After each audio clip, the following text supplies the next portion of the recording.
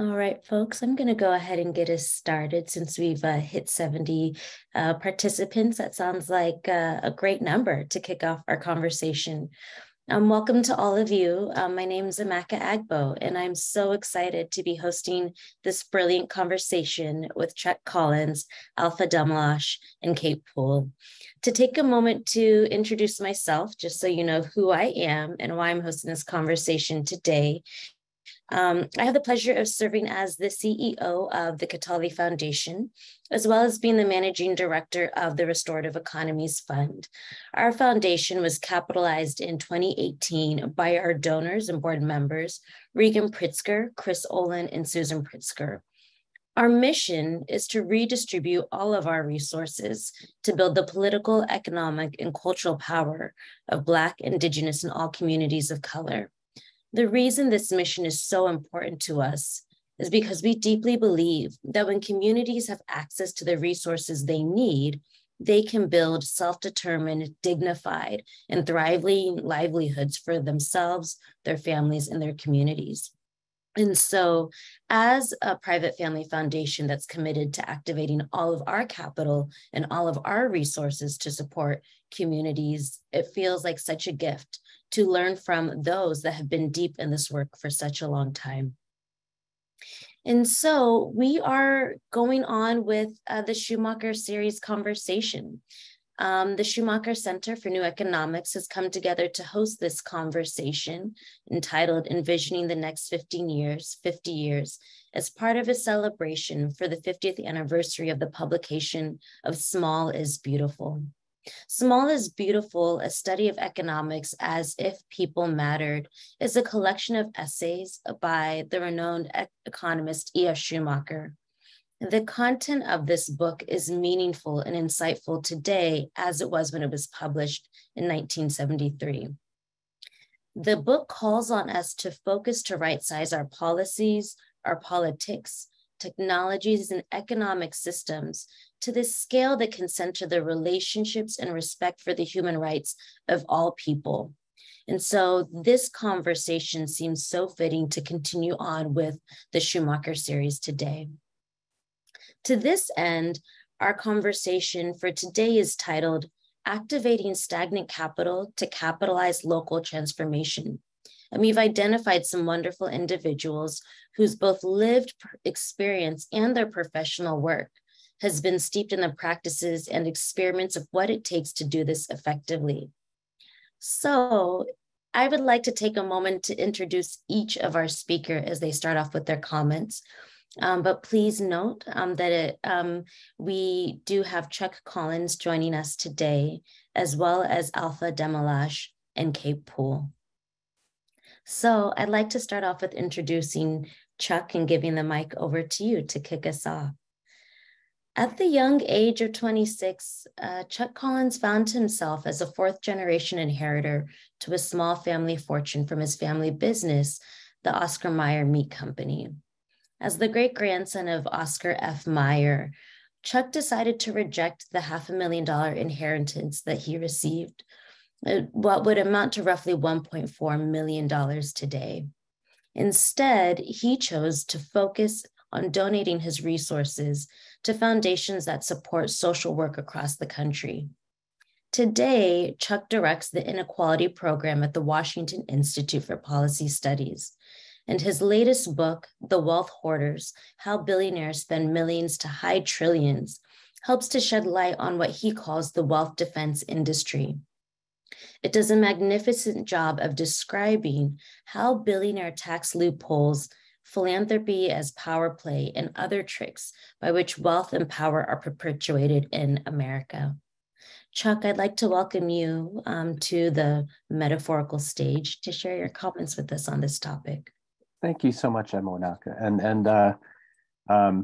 thank you for that introduction. And this is just great that Schumacher is doing this series, at marking this 50th anniversary. What you described when I was 26 was an experience, as the great-grandson of Oscar Mayer. I've been getting a lot of texts and emails from my friends today because the company just announced they're rebranding the Wienermobile as the Frank Mobile. So this is a big. So I grew up though with a family that got together every couple of years, literally had a family reunion with a Wienermobile, celebrated that part of our heritage, German heritage. But the other part of the context of that decision is I was surrounded by people like Susan Witt and Bob Swan, the founder of the Institute for Community Economics. And even in the late 70s and early 80s, they were figuring out how to redirect capital, how to take capital off the Wall Street grid and move it into what we called community investments at that point, direct investment in the alternative economy. And I just found that inspiring. So the decision that I made to give the wealth away was both a decision rooted in my recognition that I didn't really have a claim on that wealth, but that I could also see the power and potential of moving that money to community organizations, to community foundations that were led by leaders of color who could make very different decisions about how to redirect it. So that was really a formative experience. And I worked on a project where we took money. We could not get bank financing for a lot of the early community land trusts and affordable housing work that we were doing. So we created this revolving loan fund. And when I was in the 80s, while I was there, it became, a $13 million revolving loan.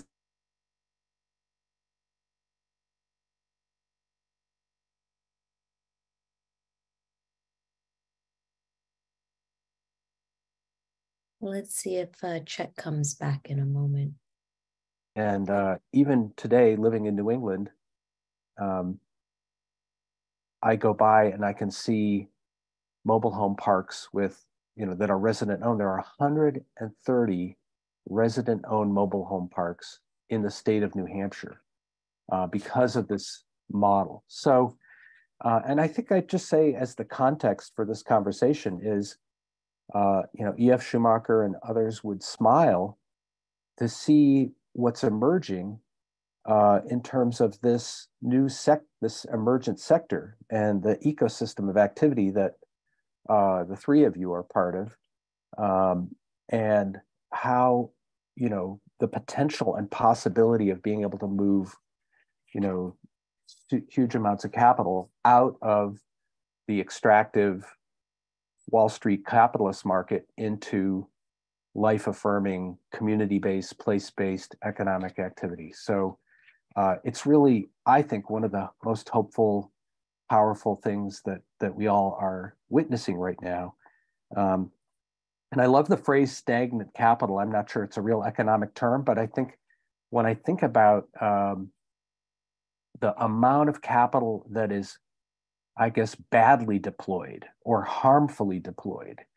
And in the Wealth Hoarders book, we estimate there's about 25 to 36 trillion dollars of wealth owned by the wealthiest people in the world at the global level, hidden. It is offshore tax havens. It is in trusts. It is in anonymous shell companies. Huge amounts of wealth is moving to the shadows, out of the reach of taxation and accountability and democratic oversight. And that's part of the context. And I think part of the challenge is to, change the laws to require that capital to come out of the edges, out of the trusts, to require greater transparency and the like. And I think that the conversation that we're having here is mostly about how do we deploy that capital. But I would just start off by saying that hidden wealth, that badly deployed stagnant wealth is not neutral force. It's causing harms. It is bidding up the cost of land and housing. It is investing in hedge funds and private equity funds that are buying up and squeezing and extracting every nickel that they can squeeze out of the real economy to move it into the speculative economy. And I've just been listening to Gretchen Morganson's new book. It's called these are the plunderers. And she's talking about how private equity now owns, 40% of all emergency room beds, a huge amount of rental housing. So this stagnant capital, this harmful capital, is the hyper extractive part of the economy. And what we're talking today about is creating the regenerative, healthy new economy to move that money. And another part of the good news is there are cracks in this system, both among wealthy people, the people who have this wealth momentarily in their names, and the people who are advising them. And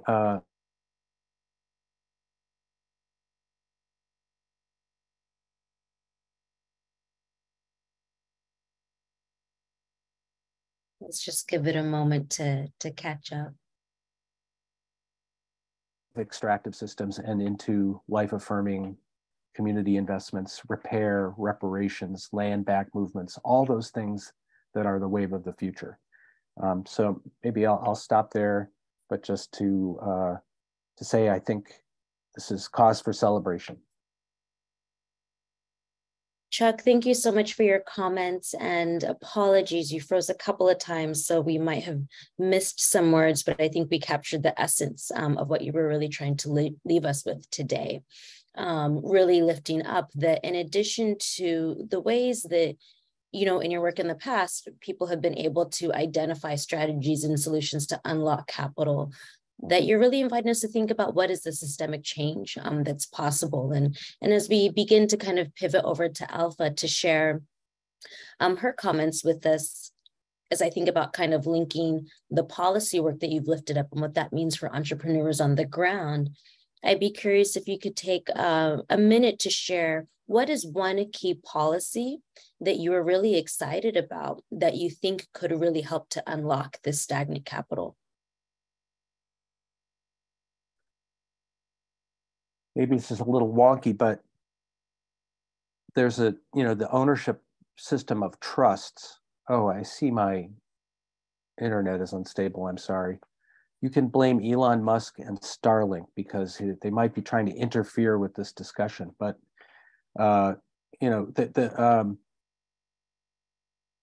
people have been creating trusts for centuries, but as an ownership form, it has become a very destructive form of ownership and it's been morphed and manipulated. And so now you have a situation where billionaires from around the world and people in the US are putting money into what we call dynasty trusts that sort of sequester out of reach billions and trillions of dollars. So I think one set of rules is around transparency, is about trusts should be registered, they should have to report, and they should be taxed. And assets going in and out and in trusts should be taxed. And that will force a kind of disgorging of all this wealth that's just sitting in these trusts. And then I think we should lift up, and there might be laws that help investment advisors. One of the hopeful things I see is investment advisors who say, okay, you have 50 million, I can help you get to 10 million, and I can do it in a way that helps heal the harms caused by the extraction of that wealth. And there's this whole group of wealth advisors. They're not the wealth defense industry. They're not the folks who are saying, worshiping at the altar of accumulate, tax avoidance, and dynastic accumulation. They're saying we need to kind of break apart those harmful systems. So any laws that sort of make it more possible for people to do those kind of services and play that role is important as well. Yeah. Thank you, Chuck. Appreciate you letting me put you on the spot with that question. And we're fortunate enough that we'll get to talk to one of those wealth advisors in a moment by Kate Poole. But before we do that, I'd like us to take a moment to really center the needs of the entrepreneurs doing this work on the ground so that we can have a clear sense of what the task is for those wealth advisors that are helping capital to flow to those entrepreneurs and how they need them to flow. So to do that, I'm excited to introduce Alpha Demelash. Alpha is the CEO and the co-founder of Rising Tide Capital. Rising Tide Capital is a nonprofit organization that provides underserved and under-resourced entrepreneurs with the financial and the non-financial resources they need to launch, grow their successful businesses. And Rising Tide does this by providing their entrepreneurs with wraparound services like business management support, planning, and support services, in addition to helping them to connect to opportunities for small business financing. Alpha really has invited us as investors and funders to rethink how we understand what our return, quote unquote, return on investments from small businesses should look like, to really challenge us to imagine that we should instead focus on directing capital to the underserved entrepreneurs that help to create enduring community wealth. And that is the ROI that we're seeking to create, right? Being able to have thriving and healthy neighborhoods and communities is actually the return that we seek to get as investors. And so would love to invite Alpha to spend a little bit more time telling us what you've been observing in this field from the perspective of entrepreneurs, and how entrepreneurs are actually looking to activate and access this stagnant capital. Well, thank you, Amaka, for that introduction and for this invitation to participate in this conversation. I think it is extremely timely. Even though Schumacher wrote the book 50 years ago, it's as relevant today as ever. So I highly recommend, for those who haven't read it, to pick it up, because it reads like the cover of the New York Times in a helpful sort of way. But I will just start by introducing our work at Rising Tide Capital. I co-founded the organization 19 years ago in May. So it's amazing how fast time flies when you're engaged in this work. But really the genesis for starting Rising Tide Capital was very much rooted in my own journey as the daughter of an immigrant and a refugee who came to the States fleeing violence in my birthland of Ethiopia, and finding herself in a world where she not only had to learn a new language and adapt to a new culture, but recognizing very quickly that regardless of how hard she was willing to work, she would not be able to save enough to actually affect her promise of reunification with me. And so she ended up creating a small business that was working on sewing gowns for both her, women in her new community, as well as those who are Ethiopians, and used that skill and art to actually save enough and bring me here and educate me. And so her life's journey was very much instrumental in shaping my own ambitions in terms of what I am doing today and what our organization does. And so, on the highest levels, I think one of the most important things that Schumacher's book did was to try and prod our imagination that small is indeed powerful and beautiful, and ultimately perhaps even vital. I think, especially right now, I would say it's not just a call to aesthetics, but it is vital for our continued survival as communities and the opportunity to actually thrive. So our work now, 19 years on, is to work with local entrepreneurs. We started out in Jersey City, New Jersey, really in a community that was 99% African-American, and now have grown through partnerships to serve other communities around the country in 14 states. And as Amaka talked about, our work is very much focused on holistic support for entrepreneurs who are starting locally and who need a diverse array of capital, not just financial capital in the form of debt or equity, but really a comprehensive array of social capital and opportunities to access markets and friendly policies that would enable them to be able to own and grow and hire local neighbors and youth and others who then make for that thriving local economy. I think that sitting where we are now, having had the opportunity to work with over 8,500 entrepreneurs, and seeing some of the ways in which those entrepreneurs are not only shaping their own livelihoods and their own economy, their economic prospects, but they are also shaping policy. They are running for office. They are really the lifeline within local communities of activating generosity. They contribute, they hold cultural events, they advocate for policies, and are local problem solvers.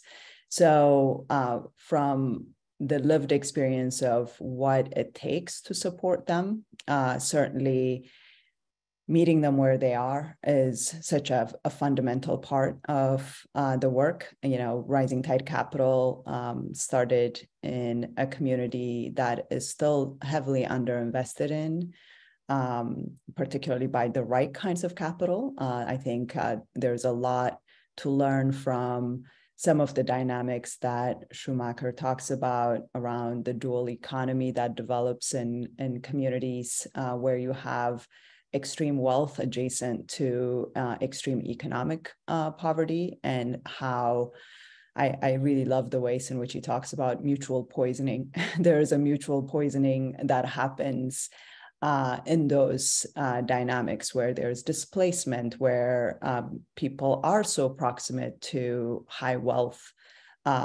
concentrations and yet not able to access the basics for being able to create businesses that support livelihood or local self-reliance. And so we chose to locate our offices, our headquarters, our services very much on the ground in community. It took us a long time. It took us 10 years, but we've also built our headquarters, which has 100% affordable housing in it, where we provide our wraparound services, and the ability to be in community, to be able to offer our support, not just on a 9-to-5 schedule, but rather on evenings and on weekends, because the vast majority of the entrepreneurs who come to us are also working often not just 1, but 2 or 3 jobs. And particularly as we are witnessing in the gigification of the economy, they are juggling a multitude of jobs that offer very little economic security. And so their entrepreneurial ambitions are often shaped by the lived reality of what it takes to piece together income and to grow assets that they could actually leverage for longer term security and sustainability. So supporting them means being accessible to them in the times that they're able to participate. And that, and then also offering our services in both Spanish and in English. There are other languages that are under development, but making sure that we are honoring their experience that they're bringing to the table. 50% of our entrepreneurs haven't had any access to any kind of higher education. And so being able to make sure that requirements like writing a business plan are not actually in the way of their ability to develop businesses that can sustain their livelihood and the livelihoods of others. So it's a lot of work around accessibility.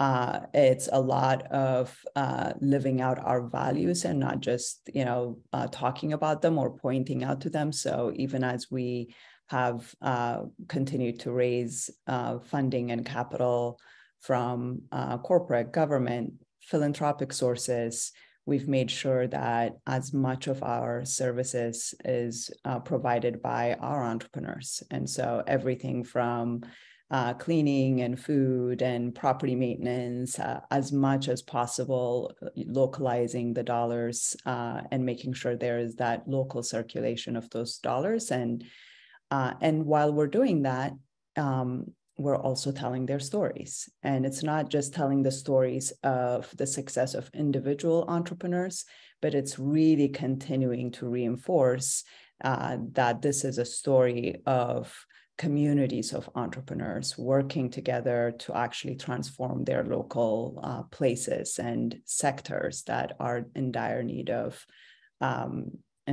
transformation. So our entrepreneurs have shown us, by and large, what it takes, and it takes time. It takes patient capital, and from our end, we have been very much committed to shaping the cultural environment within which our entrepreneurs are planting the seeds of their entrepreneurial visions.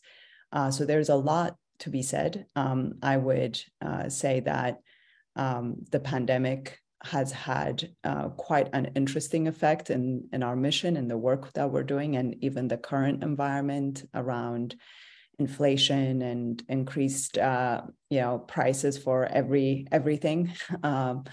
There is certainly, I think during the pandemic, we learned along with the rest of the world how vital a lot of these entrepreneurs are. They're often the frontline kind of economic forces that keep us stitched together, as I would like to say. They're the ones who provide the childcare services. They're the ones who are, maintaining our ability to have cleanliness and sanitation, all of the basics that are necessary for livelihood. And I think the pandemic also showed that it is possible to shift large-scale capital into the hands of those local entrepreneurs and small business owners. And so even in my own experience of advocating for 19 years for more flexible capital, for more grant-like instruments for our entrepreneurs, those were no-go zones for a very long time. But when the pandemic hit, even our state's Economic Development Authority was able to deploy over $100 million in grant capital fairly quickly to tens of thousands of small businesses and entrepreneurs. And so I hope that that could be part of the call to action around this larger reorientation that is desperately needed on a timetable that is shorter than we imagine. I think less thinking of that as a crisis response and more as our longer term investment in strengthening what are local microgrids of resilience. That pandemic was not a one and go. I think there are additional such events on the horizon with climate change and some of the other factors that are driving large-scale movement of populations. And so we will continue to experience disruptions. And I think having instruments and the moral imagination to quickly invest and shift that stagnant capital into the hands of local entrepreneurs who do provide for our livelihoods and for our vitality and for our ability to solve really large-scale problems in a way that is actually localized is a critical consideration. And I look forward to talking about what that looks like in the rest of our discussion. But thank you. Wonderful. Thank you so much, Alpha. And I also have a follow-up question for you. I'm still piecing it together, so forgive me. But the question that I'm sitting with is, as we kind of ground this conversation in the concept of small is beautiful, how would you invite, so many of the funders, investors on the call that are trying to think about how to scale and how to invest in businesses? how would you invite us to think about the terms of the investments, right? That can honor small is beautiful. I think oftentimes investors push entrepreneurs to understand, getting a big business with a big exit that will make them lots of money in returns. And so could you spend a bit more time giving us the specific details on the types, the terms of investments that you think help to meet the needs of the type of entrepreneurs you're working with, and what that therefore means for how investors need to shift their expectations and shift their terms on how they move their capital and investments to entrepreneurs like the ones you work with? Sure. I mean, I think that the first word that pops into my mind is relationship, right? And there's no one size fits all for the journey of many of the entrepreneurs we work with. But what we've observed is that there is a large gap between the terms around just like length of the term of a loan or debt capital, really more patient capital, and the size. There's a lot of the entrepreneurs we work with are starting out, as I said, while working multiple jobs. Our average entrepreneur is a single mom with 2 kids, making about $35,000 from either 1 or 2 jobs that are cobbled together. And so the entrepreneurial development activity is happening in between all of the other priorities of keeping life stitched together. And so the kinds of capital that are available often are microloans, which is fine. There it is debt, and often it can be expensive debt, but there is a role for microloans. But when we ask our entrepreneurs and when we look as advisors at the kinds of capital that they need, it is higher than what the average microloan is in the US, which can go up to $50,000, but is on average about $5,000 to $10,000. The repayment terms, I think a lot of the entrepreneurs we work with are in the service sector, and so they're not necessarily in capital intensive enterprises, but there is a role for the fact that we do want them to be able to have access to a living wage, quote unquote, in terms of what they're paying themselves, even as they're developing the enterprise, that they're able to meet the basic needs of their families. And so I think that there's an opportunity, and this requires really a reimagination of what it means to invest in these enterprises and in the health of these individuals and their ability to sustain the enterprise over the long term, to say it probably takes 7 to 10 years for a small business to actually get off the ground and be delivering the kind of revenue that is sustainable locally and is also sufficient to be able to support the livelihood and the household income requirements of an entrepreneur, let's say. So I think there are some important considerations around what that looks like. The role for philanthropic capital as really a form of restorative capital, and recognizing that return is also not necessarily something that could only be considered in financial terms and in the short term, but needs to be quantified and calculated differently. So I'll pause there. No, thank you so much, Alpha. I think it's always helpful for us to be specific about what we're calling on the field to do. So it is really helpful for you to kind of give us examples of what some of those terms look like. In a moment, I'm going to introduce Kate Poole, but just want to remind folks to please use the question box function if you have questions that you would like us to take on in our Q&A for the last part of our session today. So we've had a chance to kind of hear from Chuck in providing some framing comments around what we need to do systemically to address how to activate and catalyze stagnant capital. It's been beautiful to hear from Alpha specifically about what entrepreneurs need on the ground and why having access to this capital is important. And so next, I'd like to bring it over to Kate Poole to spend some time telling us about, so what does this actually look like in practice, right? How are you working with wealth holders to really activate all of their portfolio to support so many of the entrepreneurs and the community wealth building projects that we see proliferating across the country right now? But I just want to introduce you. So Kate Poole is an anti-capitalist investment advisor and a co-founder of Cordata Capital. Kate founded Cordata Capital alongside her partner, Tiffany Brown, just nearly 5 years ago. And the focus of Cordata Capital is to support investors in moving their money off of Wall Street and into community investments that center racial and economic justice. As an anti-capitalist wealth management firm, Cordata supports clients in redistributing rather than continuing to accumulate wealth. Prior to launching Cordata, Kate had started her work in the new economy field at the Schumacher Center of New Economics. Kate and I actually served on the board together for a brief moment in time. And since then, Kate has continued to focus on this field of work over the last 15 years.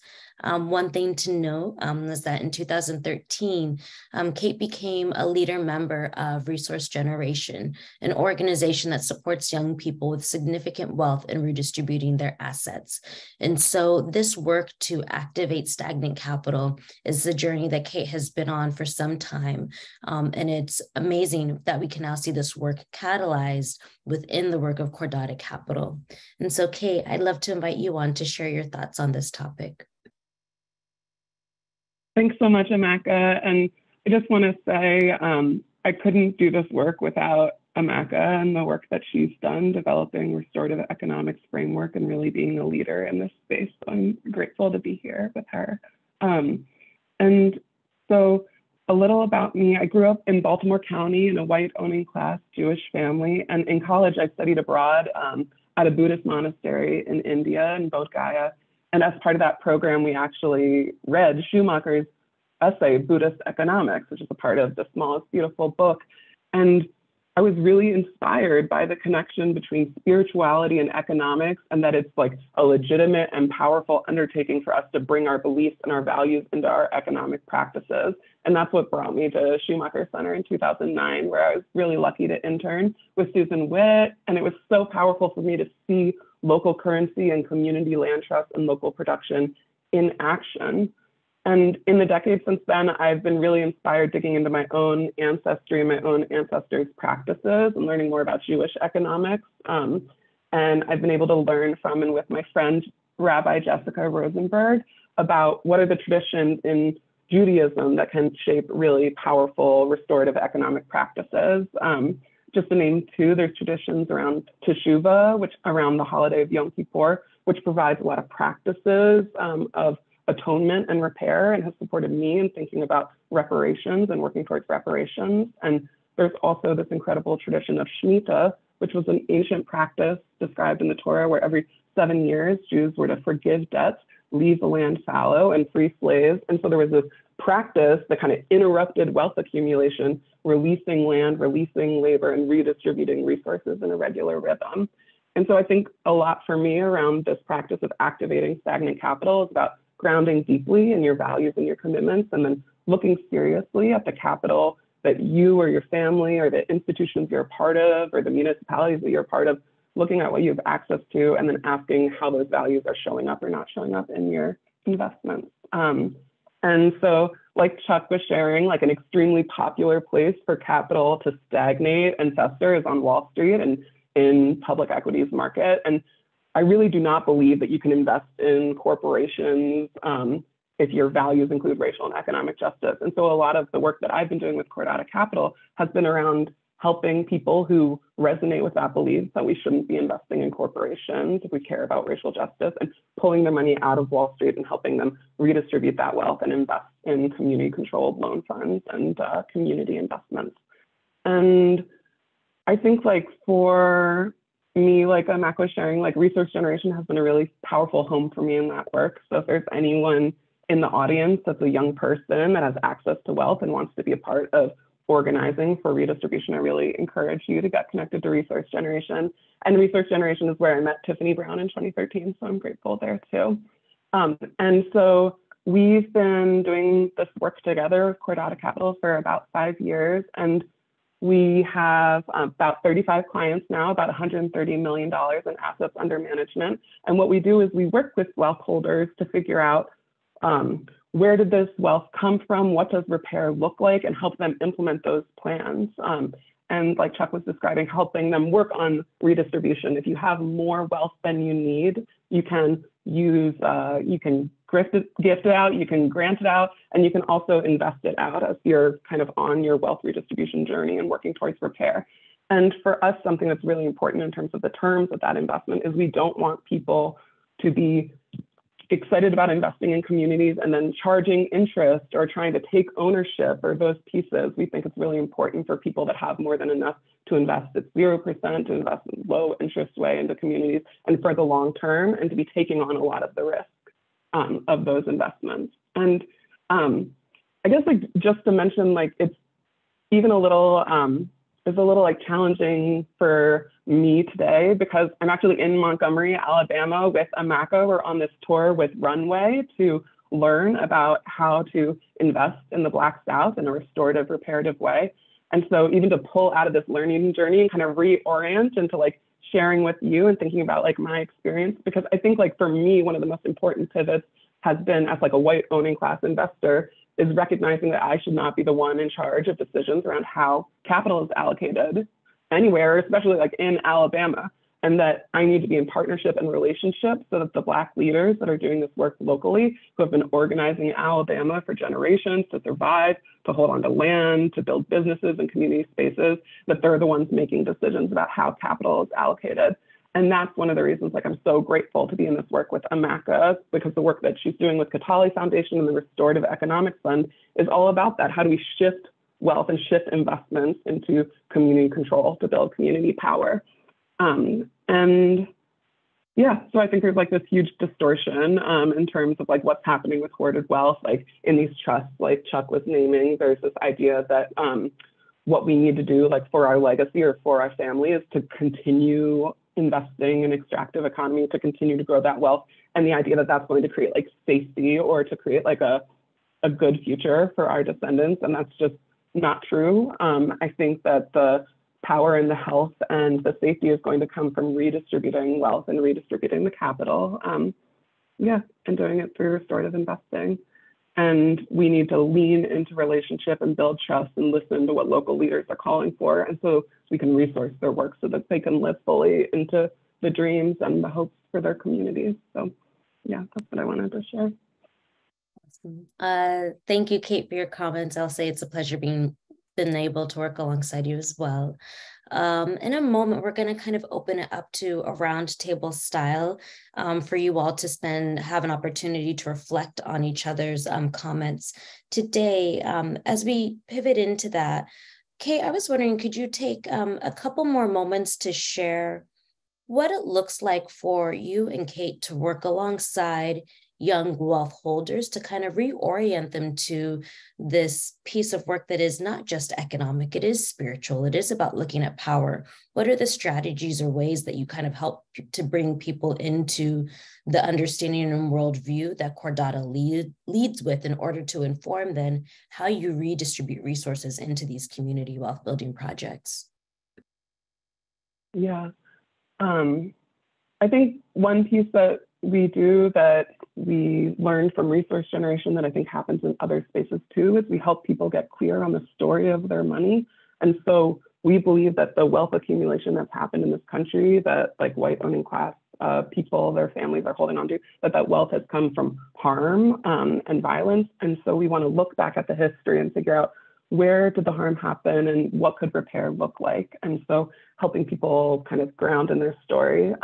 But I think there's this other piece that happens too that we do with folks. We have a 9-month-long cohort program. We just finished our 3rd one. And part of that cohort program is coming together and getting grounded in the history, like learning the stories, learning about examples of repair, but also helping people step into their leadership, because young people with wealth, they're needed in our movements and they're needed in this work of investing in communities. And in order to do that, you need to like get right with yourself, get grounded, like get clear so that you can be in right relationship, like across class and across race, and get comfortable with like embodied practice or somatics or whatever helps you like stay present and not shut down or run away from uncomfortable conversations or from uncomfortable histories.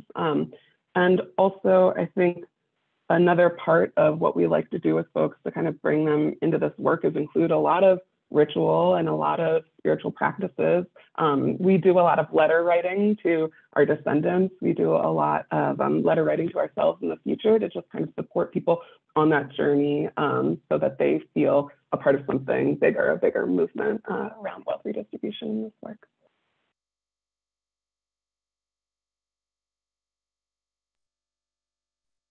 Thank you, Kate. I appreciate that response. And so, yes, I would love to open it up to see Chuck, Alpha, and Kate, if either of you, any of you have reflections on what you've heard from each other, or if you have questions that you'd like to pose to one another before we open it up to the larger group.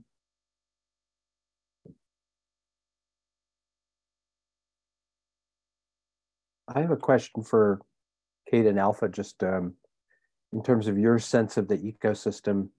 Do you find you have a growing group of peers that you can talk to and share best practices? And where are the, for instance, in the space around wealth advising, I know Resource Generation has been trying to, identify and connect people who go up against the traditional wealth advising culture. And same, Alpha, do you feel like you have a larger national cohort where you can be with others, and what's the state of that movement, really? So just your quick take on those things, I'd be curious. Yeah, I can go first.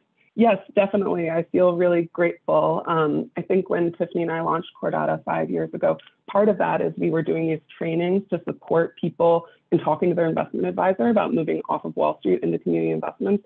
And that was really challenging work. And people felt like they had to become experts in finance in order to fight those fights and fight with their trustees and fight with their families. And so we're really grateful to be able to like become the investment advisors that can walk that path with folks.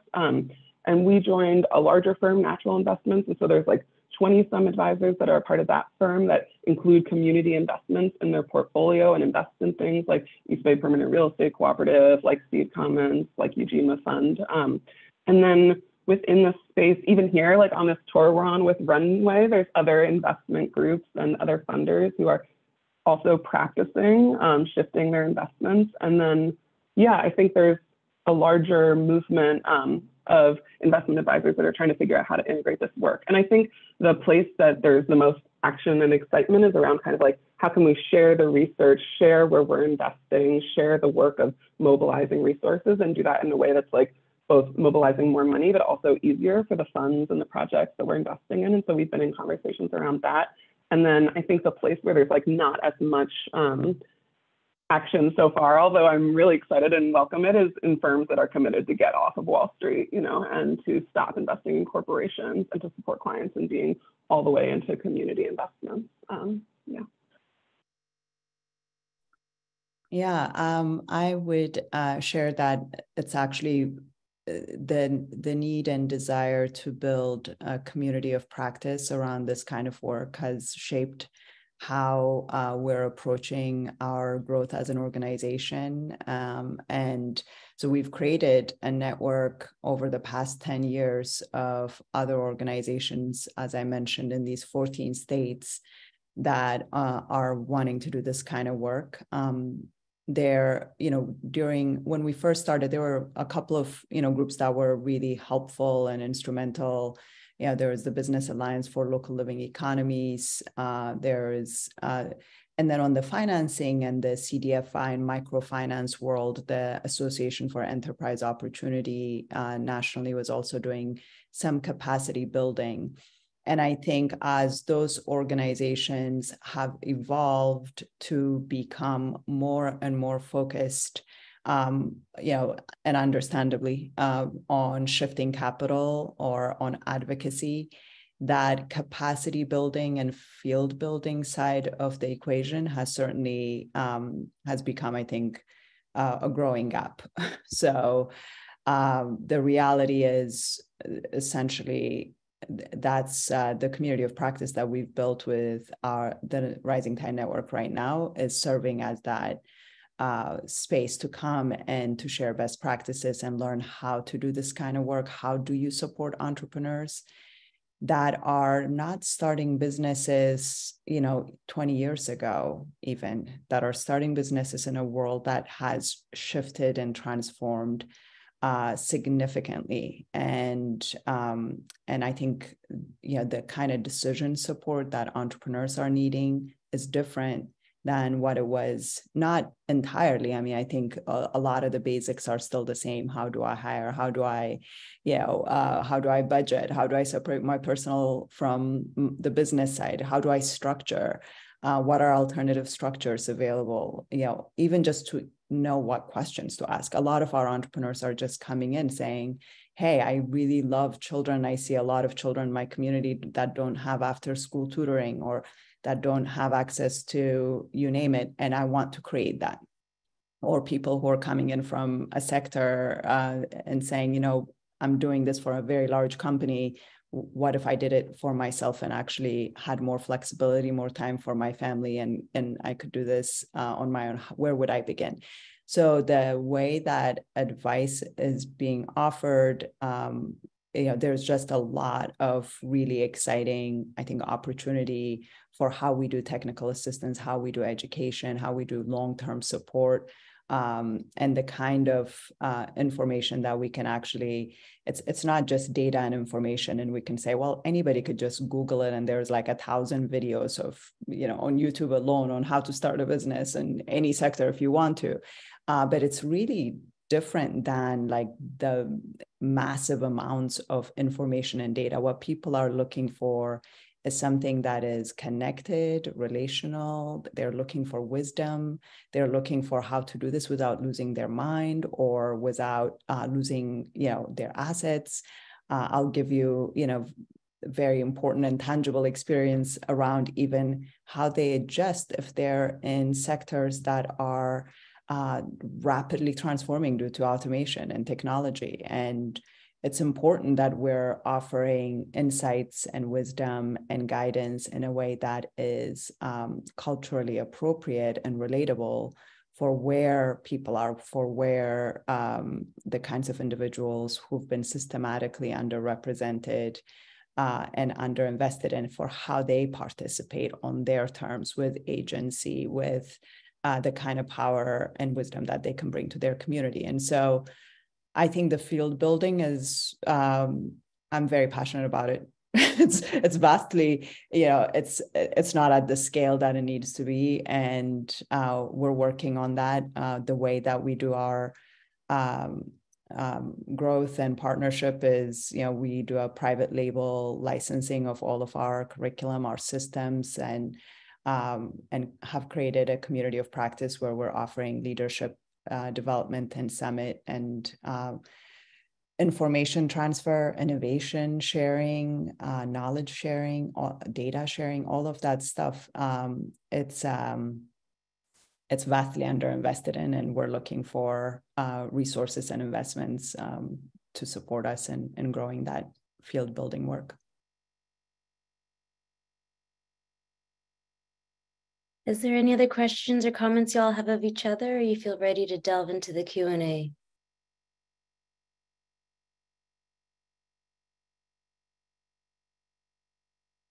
Yeah, should we? All right.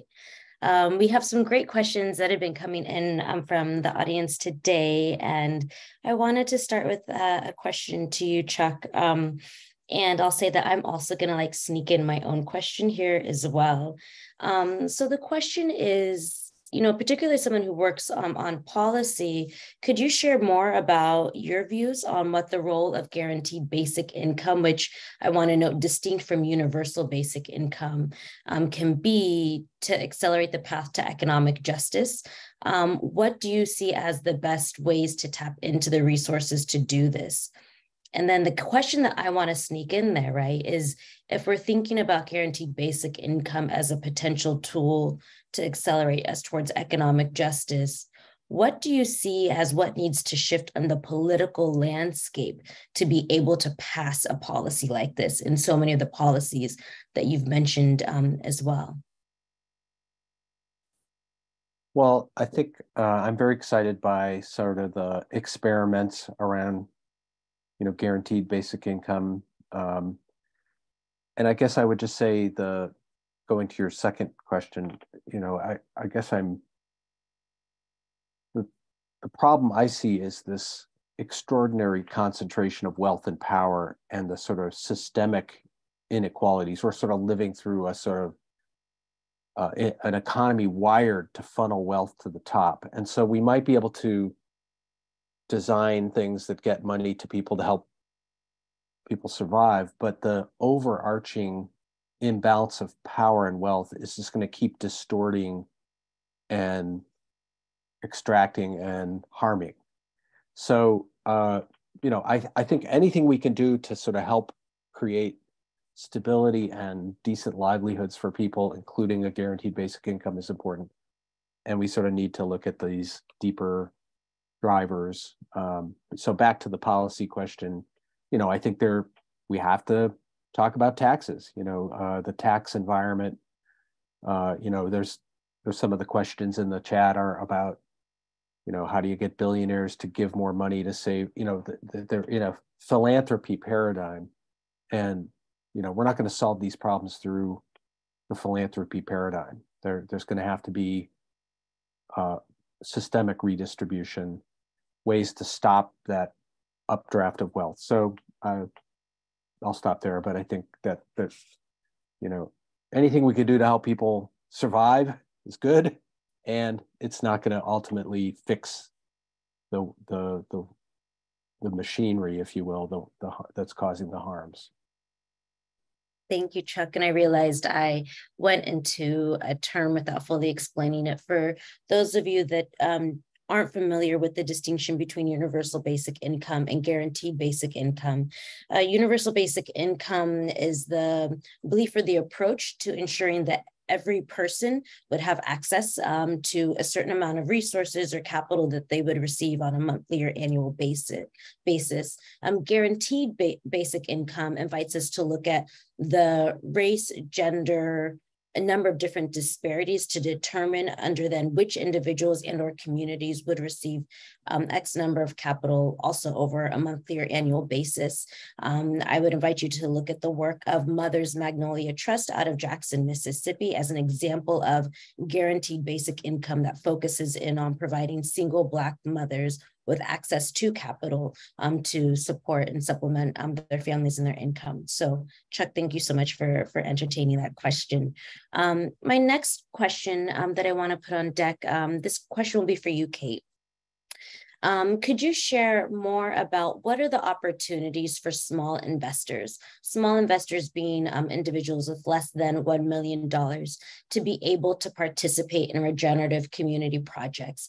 And why might it be important for smaller investors to also engage in activating stagnant capital? Yeah, this is such a good question. And there's a lot of really incredible groups that are doing work around this, including Next Egg, which is an online learning community that Sustainable Economies Law Center put together, looking at shifting smaller amounts of capital and retirement investments. There's groups like the National Coalition for Community Capital that's also doing this work around local investing. And I think one place to start for small loans is looking around your own community and figuring out, are there local businesses that need loans or support? Are there local initiatives? And then also there's funds like Catchawa Fund that I can put in the chat as like an example of a fund where non-accredited, which just means people with less than $1 million, investors can invest in a fund that then invests in a variety of things. And then also like think about loans to like friends, family, like people in your midst, and figure out how you can support people and like getting away from like extracted capital into more relational loans, I think is also a place to start. And yeah, there's so much need. It's so important because I think that a lot of people need capital. And so even if you have less than $1 million and you're not redistributing that wealth, that's wealth you need for the future. There's a lot of really incredible community investments that you could put it in, like as you're waiting to reach your financial goals that are going to be serving your community and building like a much better future for you than Wall Street. Thanks, Kate. Alpha, I'm curious, to kind of bring you into this question as well. Are there ways in which Rising Tide Capital has figured out how to create opportunities for small investors to also support your community of entrepreneurs? Yes and no, in the sense not at the scale of the need, because there is so much coordination and collaboration needed. But we've been approached by individuals who start out as donors in our community or to our mission, and then end up getting more and more connected, and they meet our entrepreneurs, and then they see that in the sense of de-risking. These are de-risked investments. And I think that's been a big part of our role, and our approach has been to create more opportunities for those with financial wealth to connect with our entrepreneurs who have different types of capital and wealth, and have that be something that organically emerges. And that's been the most powerful kind of examples of people who are then in long-term relationships, and there is ongoing investment and investment in different forms. Some people have, investors have invested for return, and some have made, grant capital gifts and have done so because they believe in the quality of the services or goods that the entrepreneurs are bringing to their local community. Thank you, Alpha. Appreciate you also just kind of being clear about the scale of what is actually needed on the entrepreneur's end. And so there's an opportunity around how we aggregate those small investors to really meet the need of a number of entrepreneurs. I wanted to follow up with another separate question for you. I was really intrigued by this question because it's something that comes up in my work a lot as we kind of think about community-driven development. So there is a question about inviting you to share what are your thoughts about how to balance community investments in community improvements that may result in displacement/gentrification, right? And so what are some of the strategies that we may think about to help stem displacement and gentrification? And I imagine Kate and Chuck, you may also want to comment on this question as well. Sure. I would start off by saying that community voice at the table early and often is so necessary. And I think even, there's earlier stages of education for community members. And I will say that from my own experience, there is often, rightly so, a call for investment. And so political leaders and others in local community who would say, we need investment. And the question of what kind of investment and from whom is, I think, a really important one to include in that dynamic, because I've seen it as somebody who is sitting in the midst of a rapidly gentrifying community in Jersey City. And I think similar to kind of the iceberg analogy that's also that Schumacher uses, it's for many communities, it's like when we actually see a community transforming in the way that we would say visibly, oh, this is rapidly gentrifying and displacing.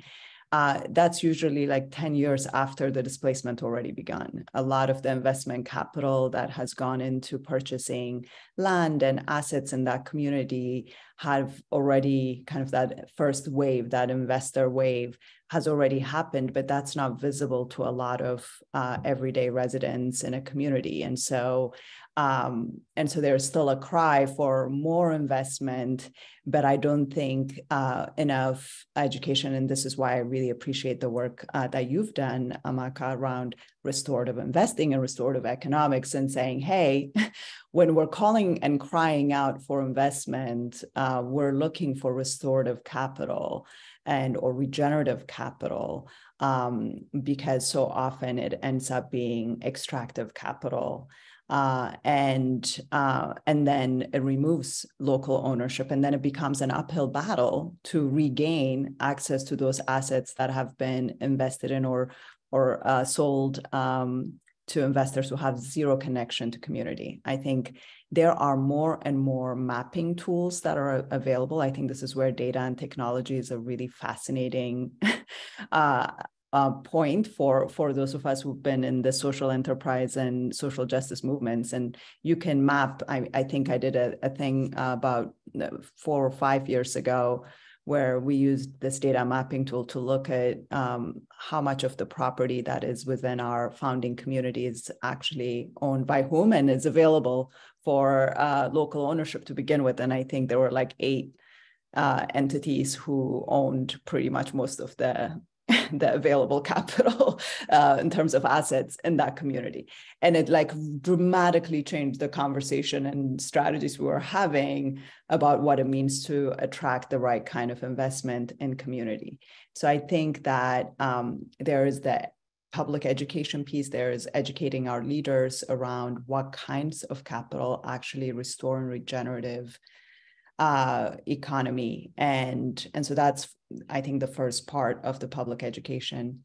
And then secondarily, I know that we were fortunate. It took us a long time and it took all kinds of capital, including philanthropic, to catalyze this. We went on a learning journey of developing our own building. And that exercise was, wow, it was really educational.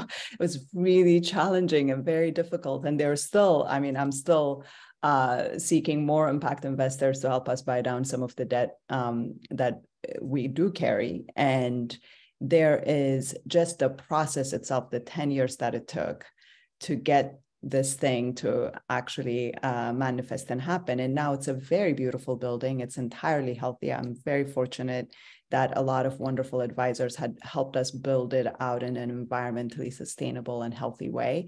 And it's a beacon to community. And yet it takes a lot of intentionality on our part for that beacon not to be a beacon for gentrification. And so that means, you know, that building is in service to the local entrepreneurs and those who are interested in actually building local economic capacity.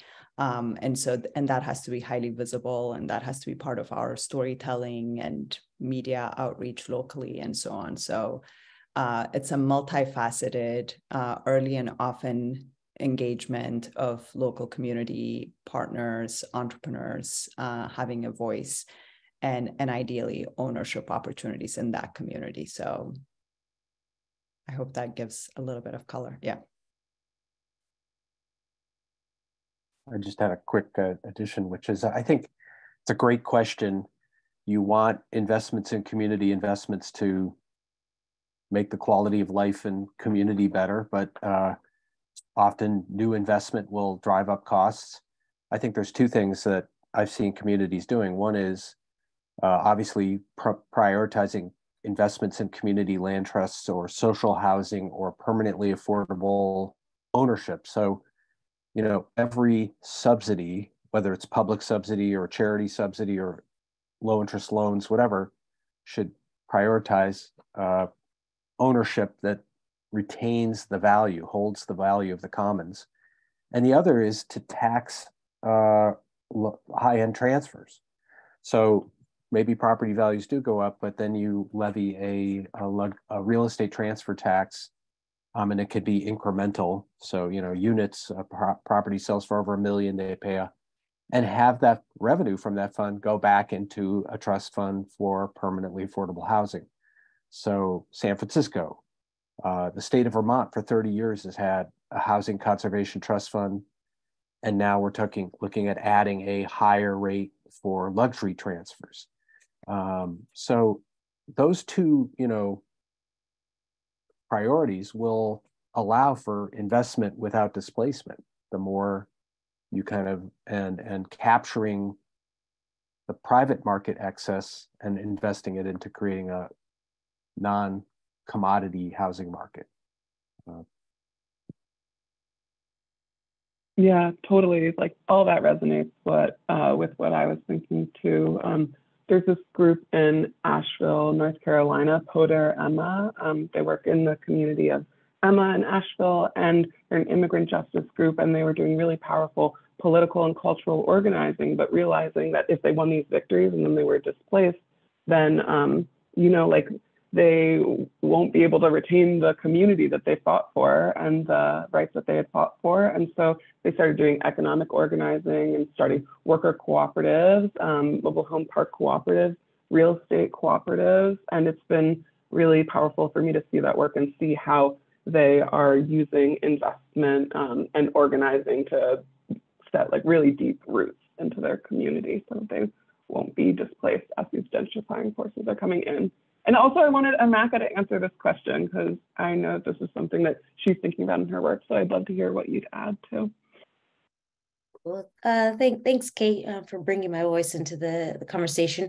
I mean, I think this piece around community investments driving gentrification is a really important thing for us to be mindful of. And so for folks that aren't familiar with the context of how development typically happens, right, is that you have a neighborhood or community that has been neglected, disinvested in.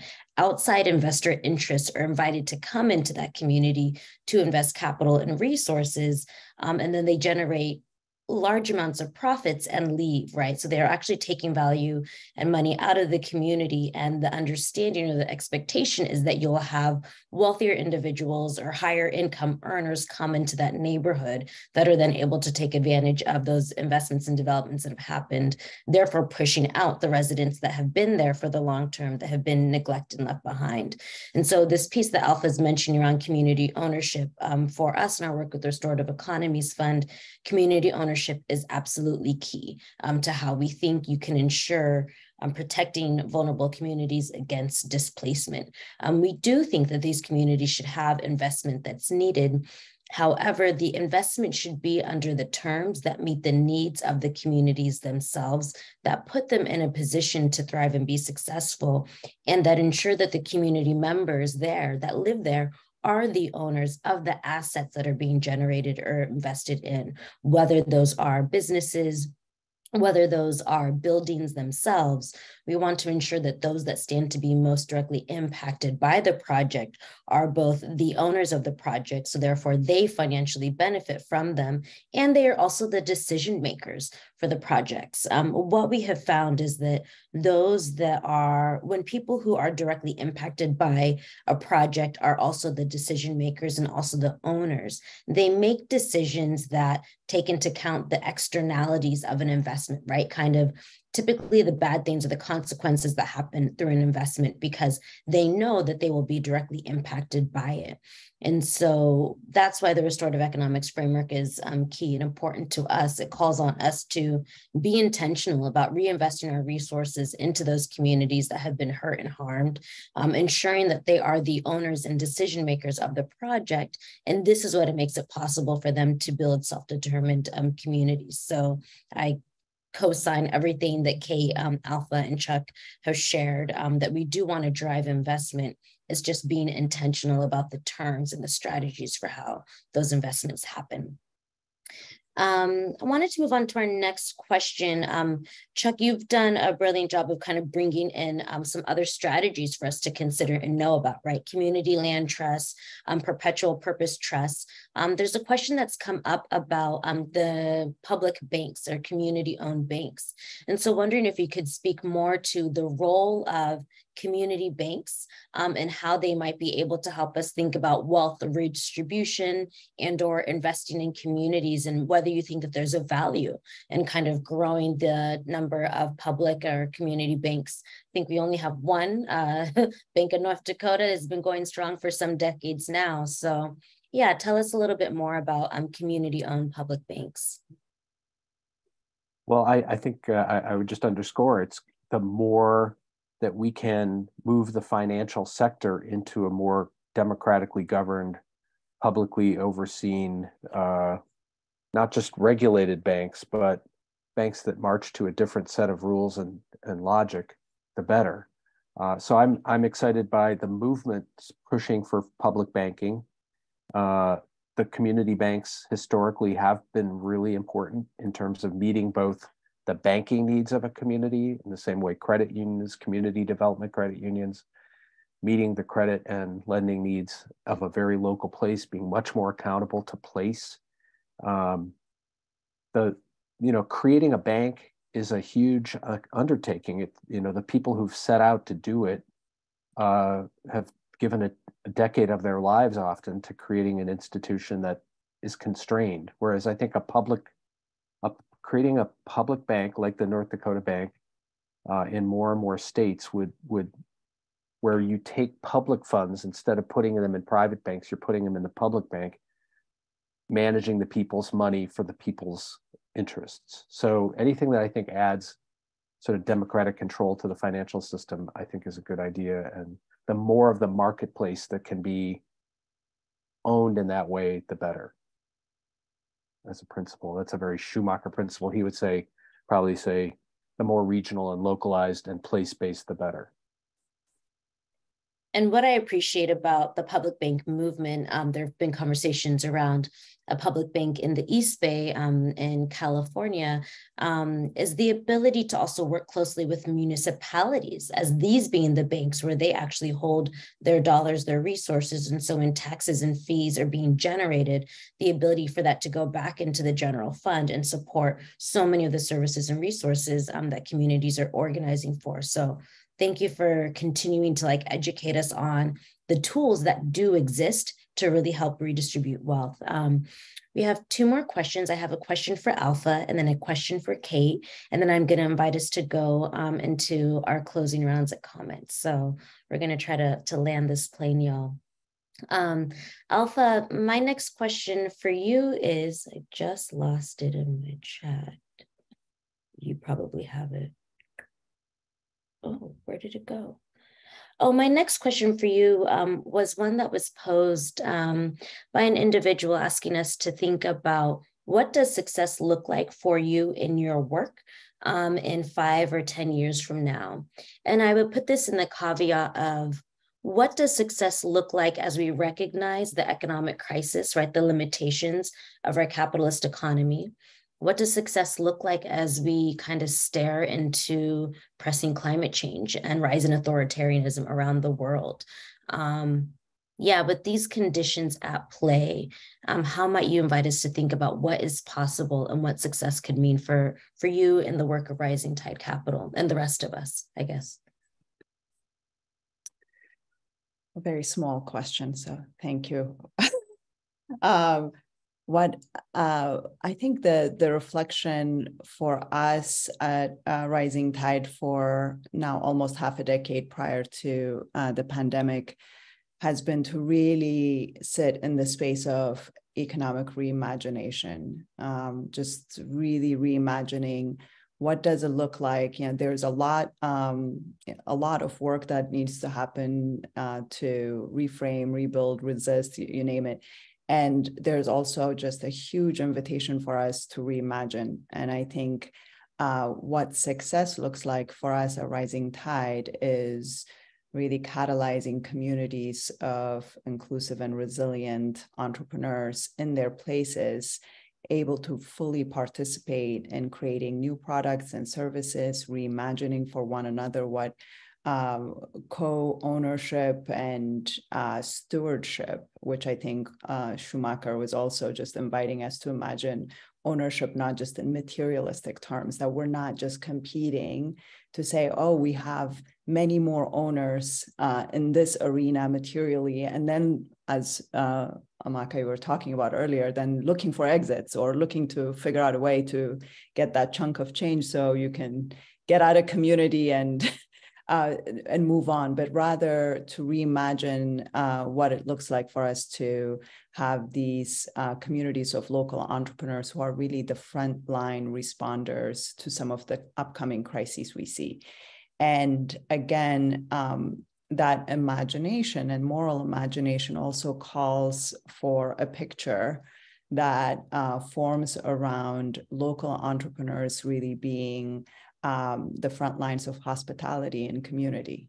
Because if we envision that in the next decade, due to climate change as well as other displacement, that we envision large-scale population movements, we need communities that are able to absorb, to welcome the other, to feed, to nourish, to look after the young, to bury our elders with grace, to be really full, living humans who are not just distracted away from our largest and most important asset, that of our attention and our ability to tend to one another and to tend to our neighbors and to tend to the earth that we walk on. And so I think that for us, success looks like having thousands of these communities of local resilient entrepreneurs who are grounded and relational and aware of what produces fear and scarcity and competition,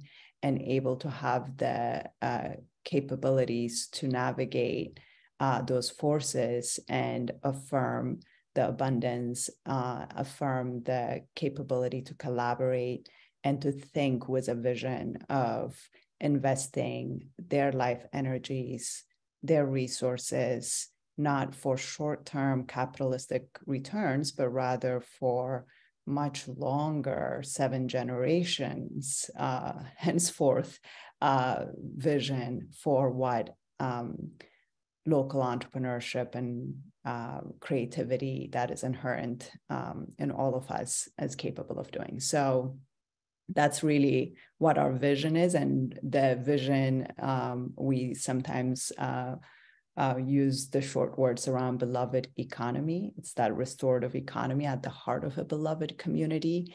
And we're saying that beloved economy is going to have space for everyone.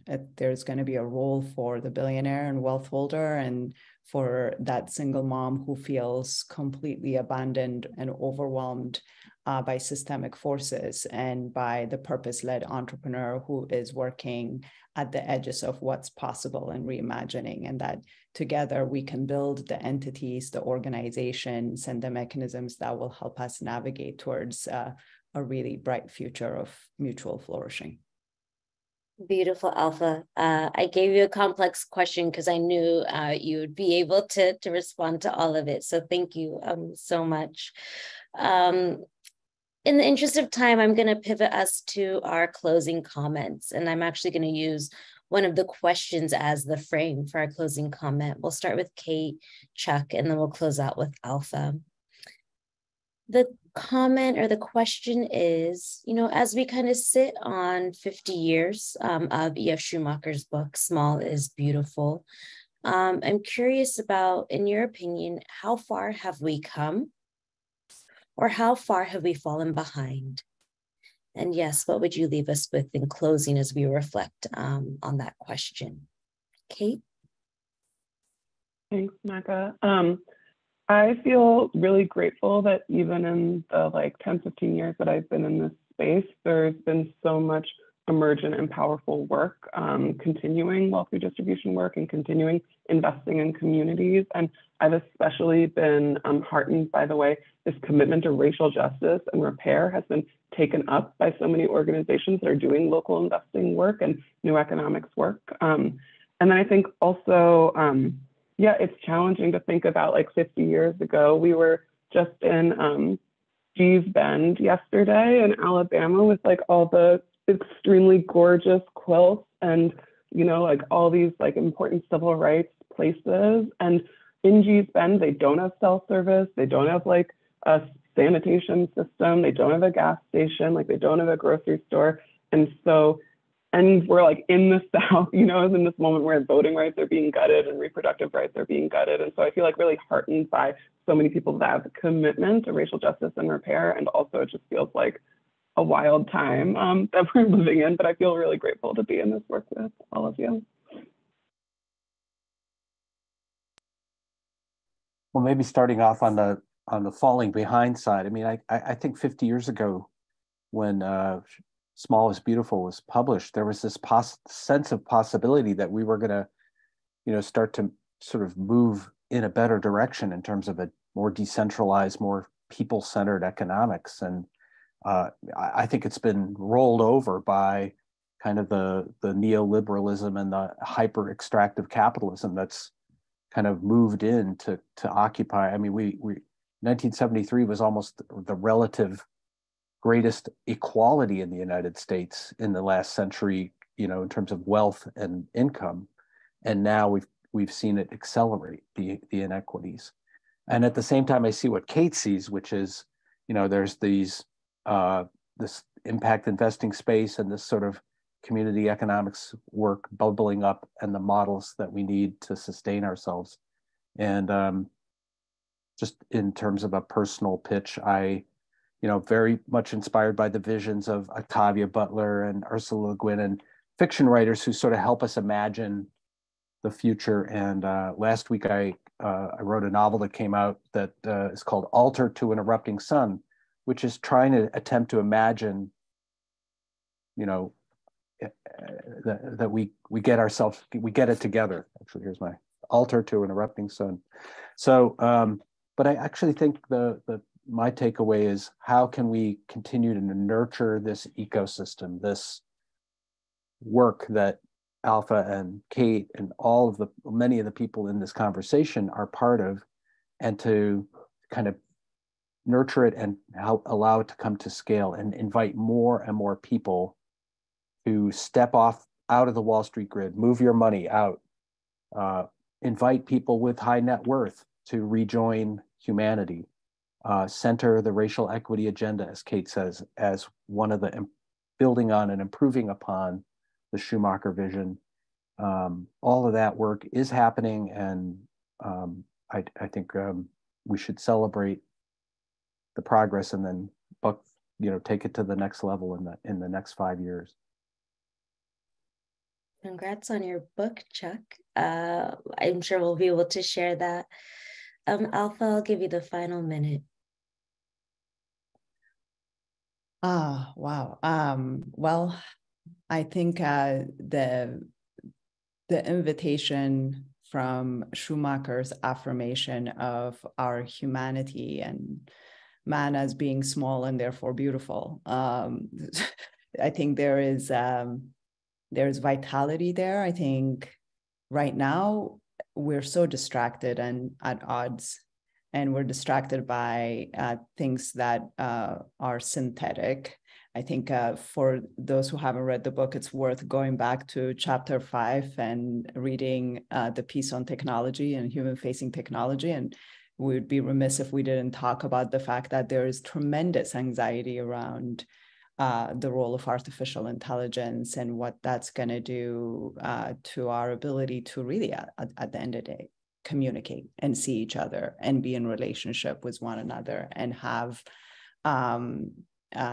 be able to leverage it as the intermediate or appropriate technology that Schumacher talks about. On the hopeful side, I think that there has been so much movement for people, even post-pandemic, to move back to small and rural communities and to re-engage around their own humanity and their desperate need for nature and for stewarding our natural capital. So I think we are in the most exciting decade, And I would argue that the stagnant capital has tremendous, diverse, amazing, teeming with life work that it can do. And this is the decade where we can take this invention called money and actually use it to do all the things that our brains and hands are so adept and capable of doing. And so I'm excited for the work of our generation. I'm excited for the generation that's to come, in part because you exist and Chuck exists and Kate exists and others exist to say, let's shift the capital. Let's use it to build real things for real people, working bathrooms, stewardship of the planet, care for the children and for elders, and beauty, that we handcraft for one another, because we don't know when the journey will end, but we're on this planet together, and I think we can make it as beautiful as possible. So, wonderful. Yeah. Thank you so much, Alpha, Kate, and Chuck, and deep gratitude to the Schumacher Center for New Economics for hosting this conversation and inviting us to dialogue about what it looks like to activate stagnant capital and how we can use it to capitalize or catalyze local transformation. Thank you so much. Thank you, Amaka. Thank you, everybody. Thank you, Amaka. Thank you, Schumacher. Thank you, Chuck, Kate. Be well.